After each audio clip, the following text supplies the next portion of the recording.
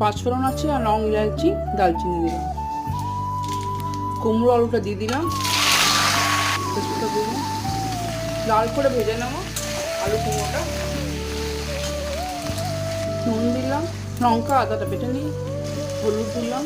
আলু কুমড়ো ভাজা হয়ে গেছে, বরবটিগুলোকে দিয়ে দিলাম, তো ভালো করে ভেজে নেবো। আদা লঙ্কা বাটাটা দিয়ে দিচ্ছি, বরবটিটা ভাজা হয়ে গেছে, দিয়ে দিলাম জিরে গুঁড়ো দিলাম, সামনে অল্প একটু ছোলা দিলাম, ভিজানো ছোলা, একটু জল দিয়ে দিলাম, চিনি দিলাম, সামান্য অল্প জল দেবো, দেবো না।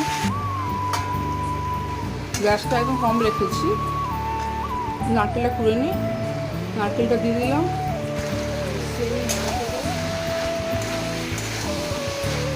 ভালো করে মিশিয়ে নিই, একটু ঘি দিলাম, তরকারি রেডি।